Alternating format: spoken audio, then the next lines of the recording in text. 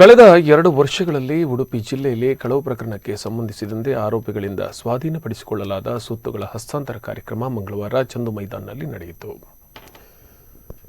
ಉಡುಪಿ ಜಿಲ್ಲೆಯಲ್ಲಿ ಕಳೆದ 2 ವರ್ಷದಲ್ಲಿ ನಡೆದ ಕಳವು ಪ್ರಕರಣಕ್ಕೆ ಸಂಬಂಧಿಸಿದಂತೆ ಸ್ವತ್ತುಗಳನ್ನು ವಾರಸುದಾರರಿಗೆ ಹಸ್ತಾಂತರಿಸುವ ಕಾರ್ಯಕ್ರಮ ನಡೆಯಿತು. ಉಡುಪಿ ಜಿಲ್ಲೆಯಲ್ಲಿ ಕಳೆದ 2 ವರ್ಷದಲ್ಲಿ 312 ವಿವಿಧ ಪ್ರಕರಣಗಳು ಜಿಲ್ಲೆಯ ವಿವಿಧ ಠಾಣೆಗಳಲ್ಲಿ ದಾಖಲಾಗಿದ್ದವು. ಅದರಲ್ಲಿ 76 ಪ್ರಕರಣಗಳನ್ನು ಪತ್ತೆ ಹಚ್ಚಲಾಗಿದೆ. ಕಳವು ದರೋಡೆ ಪ್ರಕರಣಕ್ಕೆ ಸಂಬಂಧಿಸಿದಂತೆ ಒಟ್ಟು 90,78,563 ಮೌಲ್ಯದ ಸೊತ್ತುಗಳನ್ನು ಸ್ವಾಧೀನಪಡಿಸಿಕೊಳ್ಳಲಾಗಿದೆ. ಈ ಸೊತ್ತುಗಳ ಪೈಕಿ ಚಿನ್ನಾಭರಣ, ದ್ವಿಚಕ್ರ ವಾಹನ, ಲಾರಿ, ಗೂಡ್ಸ್ ವಾಹನ, ಬ್ಯಾಟರಿ, ಅಡಿಕೆ, ಮೊಬೈಲ್, ಲ್ಯಾಪ್ಟಾಪ್ ಒಳಗೊಂಡಿದೆ. ಚಂದು ಮೈದಾನದಲ್ಲಿ ಜಿಲ್ಲಾ ಪೊಲೀಸ್ ವರಿಷ್ಠಾಧಿಕಾರಿ ಎನ್ ವಿಷ್ಣುವರ್ಧನ್ ಸೊತ್ತುಗಳನ್ನು ವಾರಸುದಾರರಿಗೆ ಹಸ್ತಾಂತರಿಸಿದರು.